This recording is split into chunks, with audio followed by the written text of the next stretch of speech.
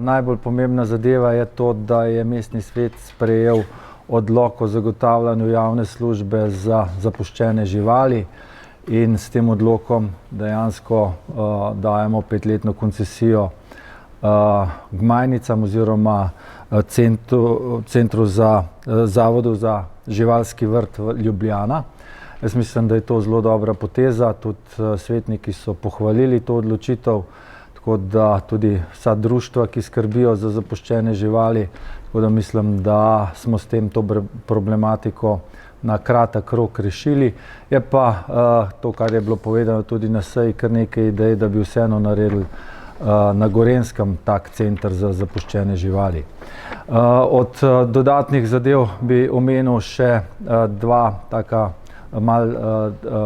dve malo daljši točki, in sicer eno je bila predstavitev nujnosti izhoda iz avtoceste, to je izhod sever, ne samo v luči predsedovanja Svetu Evropske unije leta 2021, ampak vse prometne študije kažejo na to, da se bo kvaliteta prometa v Kranju še poslabševala, ne glede na to, da bomo probali zmanjšati obremenjenost v Kranju z osebnimi avtomobili in da se bo naredili štiripasovnica iz krožišča pri Mercatorju do Šenčurja. Ta izhod je nujen in seveda tudi zahteva vsem evropskim standardom glede oddaljenosti od ostalih dveh izvozov, to se pravi izvoz Kranj-vzhod in pa Kranj-zahod. Prav tako zanimiva tema je bila tudi predstavitev študije obremenjenosti okolja z visokofrekvenčnimi elektromagnetnimi sevanji v mestni občini Kranj, predvsem v luči tega, da ugotovimo, kakšno je stanje v Kranju. Kot vemo, oziroma kot je bilo predstavljeno, smo na tem delu v Kranju lahko kar zadovoljni, zelo zadovoljni. Imamo samo dve taki točki, kjer je sevanje malo večje, vendar še vedno samo 10% od tiste predpisane meje, to je na Šmarjetni gori ter pa v okolici Brda. Ta študija je pa predvsem tudi dobra osnova za nadaljnje postavljanje podobnih naprav, kot jih potrebujemo za mobilno upravljanje na območju mestne občine Kranj. Ob koncu je direktorica zdravstvenega doma, gospa Lili Žura, predstavila tudi delovanje zdravstvenega doma. To je bila ena od zahtev mestnih svetnikov iz prejšnje seje. V bistvu zdravstveni dom v Kranju pokriva preko 80 000, okolico z preko 80 000 prebivalci. Soočajo se z kar precej kadrovskimi problemi. Moram priznati, da tiste probleme, ki smo jih imeli poleti, smo skupaj rešili. Je pa seveda trend uvoza teh družinskih zdravnikov sedaj iz bivših jugoslovanskih republik. Na tem je, kot je povedala direktorica, zelo intenzivno delajo in kar nekaj zdravnikov bo prišlo. Seveda bodo prej opravili še testi znanja slovenščine, tako da, kar se tega tiče, bo za naše občane poskrbljeno. Povedala je tudi o prostorski stiski, ki jo v mestni upravi poznamo, no in v ta namen odpovedujejo pogodbe z najemniki, ki so bili do sedaj v prostorih zdravstvenega doma, kajti te prostore potrebujejo za sebe. Poleg tega pa nekako imamo v planu podrtje bivše reševalne postaje in pa ureditev tega nove stavbe za namene zdravstvenega doma. Od premoženjskih zadev bi lahko omenil še to, da so mestni svetniki sprejeli načrt pridobivanja premoženja oziroma dopolnjen načrt pridobivanja premoženja, nepremičnega premoženja mestne občine Kranj. Konkretno je glede na to, da Pošta Slovenije prodaja svojo stavbo v samem centru mesta, nas kot mestno občino in upravo zanima ta sama stavba, tako da imamo zdaj zeleno luč prižgano, da se pogajamo za nakup te stavbe, ki bo namenjena za kovačnico in pa za dejansko podjetništvo. To pomeni, da na tak način bi seveda na eni strani dali možnost mladim podjetnikom, da začnejo svojo podjetniško pot, na drugi strani pa seveda to zelo pomembna postavka za oživljanje starega mestnega jedra. Poleg tega lahko še omenim, da je bil v Svet zavoda za turizem in kulturo Kranj strani mestne občine Kranj imenovan Marko Čehovin, vodja urada za gospodarstvo in pa gospodarske javne službe, strani javnosti pa gospoda Jureta Šprajca, predsednika krajevne skupnosti Stražišče.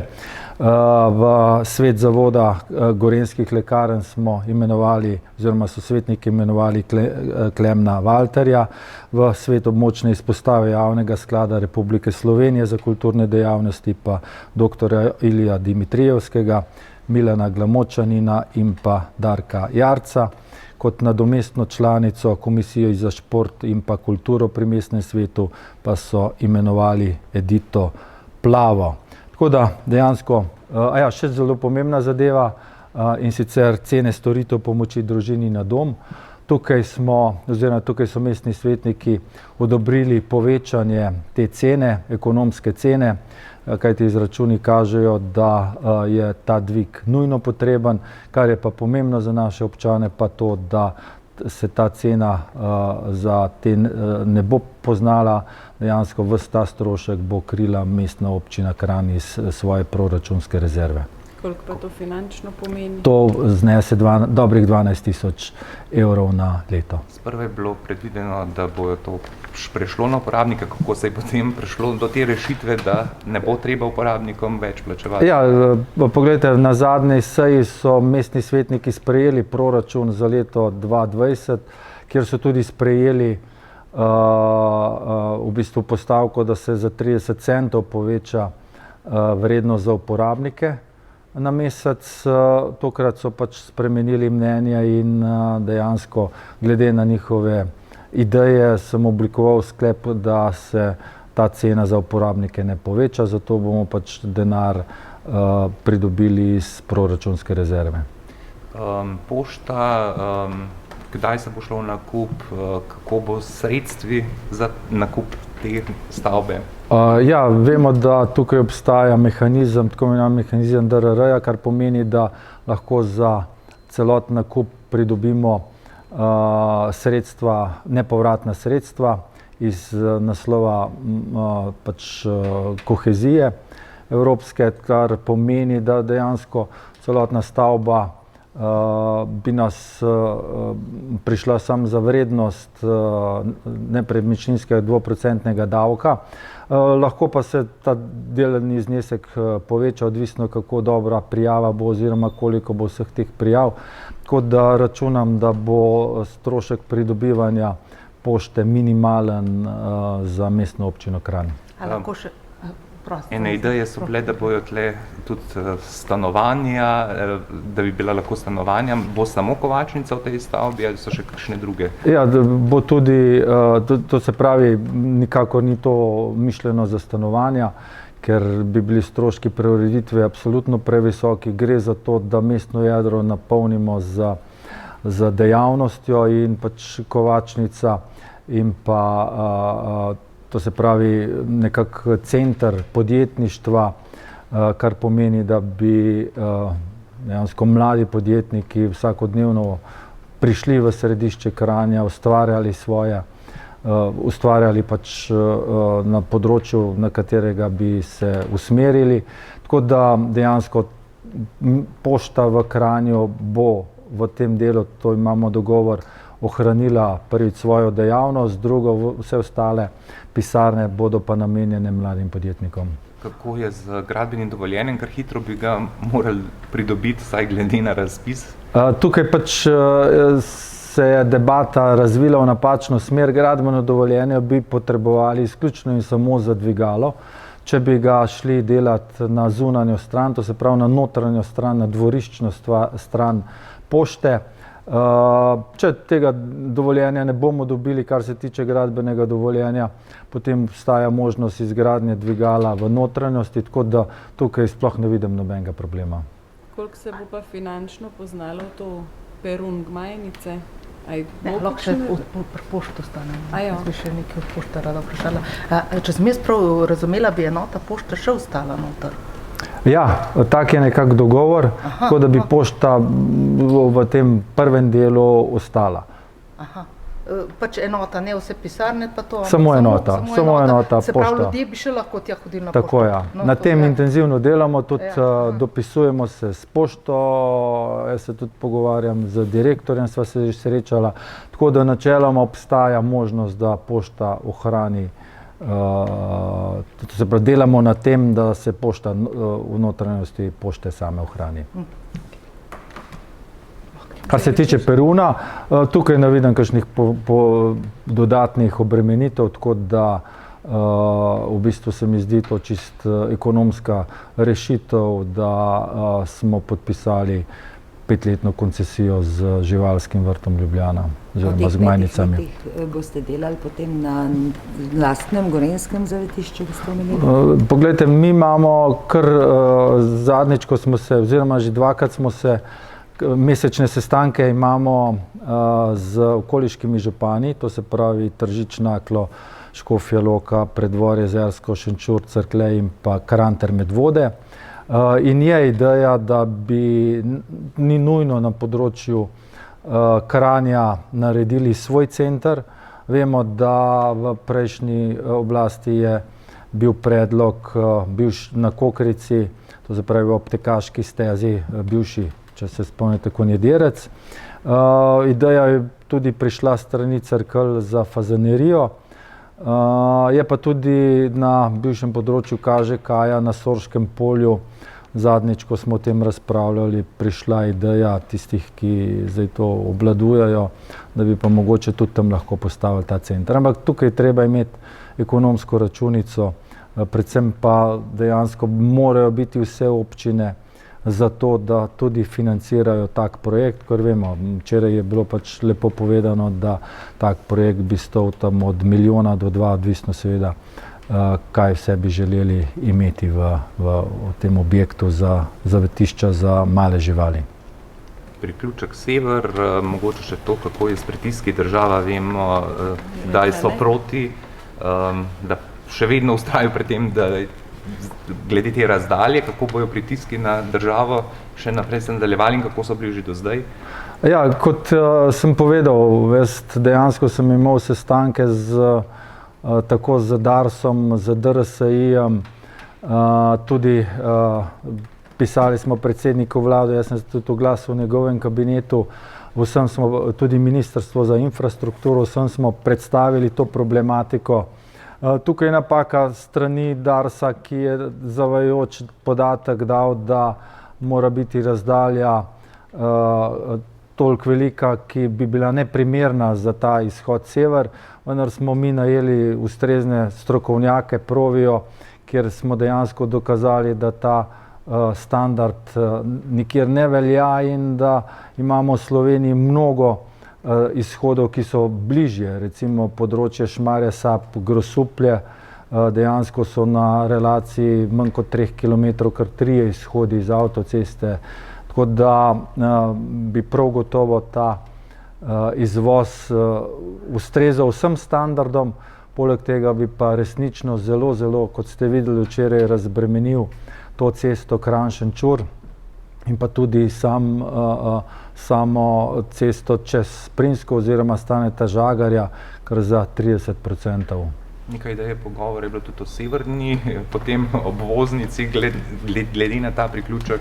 Poglejte, cela severna obvoznica dejansko ni realna, predvsem v tem smislu premostitvenega mostu čez kanjon Kokre. Prvič že iz naravovarstvenega vidika uničimo en res lep konec Kranja, ta kanjon Kokre, ki je res unikaten v tem delu Evrope. Tudi kar se cenovno tiče, bi bil to izredno zahteven projekt. In pa tudi civilna iniciativa je na Primskovem, ki želi premakniti to severno obvoznico. Bolj realno so pa posamezni pasovi severne obvoznice, ne. In eden takih prvih, na katerega se pripravljamo, je, to se pravi, ta od krožišča Mercator do Britofa in pa povezava na Jezersko cesto. Ta gre čez polje in dejansko ne bi zahteval kakšne velike investicije, seveda je to stvar DRSI-ja, državne ceste. O tem smo se tudi zadnjič, ko sem bil takoj pred novim letom, smo se o tem tudi pogovarjali. In pa del poti na Zlatem polju, tam, kjer dejansko želimo zgraditi dom za starostnike, za upokojence. Tudi tam je varianta, da bi ta del kraka severne obvoznice lahko naredili in bi zelo, zelo razbremenili Kidričevo cesto na Zlatem polju. Mogoče še glede teh zdravnikov, ker smo včeraj slišali poročilo, kako pa občina lahko gre nasproti zdravstvenemu domu, kar se tiče kadrov, kar se tiče prostorske stiske. Ja, kot ste slišali, tudi gospa Žura je pač povedala, da smo zelo dobro sodelovali od poletja in dejansko smo namenili 3 stanovanja, ki so v lasti Mestne občine Kranj, za potrebe zdravnikov. To je ena smer. Druga stvar, ki je, smo nekako pristali glede na to kadrovsko problematiko, da se dežura ne več 2-krat na teden, ampak 1-krat na teden. S tem smo razbremenili predvsem mlade zdravnice, ki imajo otroke in seveda potrebujejo čas tudi za preživljanje za svojo družino. Skratka, mislim, da smo vsi župani, ne samo jaz kot Mestna občina Kranj, ampak vsi, ki smo v okviru zdravstvenega doma Kranj, nekako skupaj pristali na oziroma uvideli potrebe zdravnikov, tako da smo jim nekako olajšali te pritiske, ki jih imajo. Kar se tiče pa seveda zdravnikov, ki prihajajo iz drugih držav, je pa tukaj edina stvar, ki jo lahko ponudimo, so stanovanja v Mestni občini Kranj, tiste, ki so v lastništvu Mestne občine Kranj. In pa seveda skupaj smo začeli delati oziroma delamo na projektu rušitve stare reševalne postaje in pa izgradnje novih ambulant ter pa pisarn za potrebe zdravstvenega doma in OZG-ja. Mogoče še glede gasilcev, včeraj in njihovega direktorja, včeraj je bilo naknadno na sejo dodana ta točka, pa potem tudi umaknjena iz dnevnega reda. Kaj se dogaja? Ja, včeraj sta bile umaknjeni 2 točki, ena je bila gasilci, druga so bili pa podajanje informacije glede urejanja zelenih površin v Mestni občini Kranj. Poglejte, dejansko jaz kot predsedujoči mestnemu svetu sem dobil potem na mizo, da so se mestni svetniki oziroma vodje svetniških skupin dogovorili, da to točko umaknemo z dnevnega reda. Seveda tukaj so pač politični interesi, kot vidim, in zato dejansko do imenovanja predloga zdajšnjega VD direktorja ni prišlo. Jaz računam, da bodo pač mestni svetniki odgovorni in da bomo to sprejeli na naslednji 14. seji 11. marca.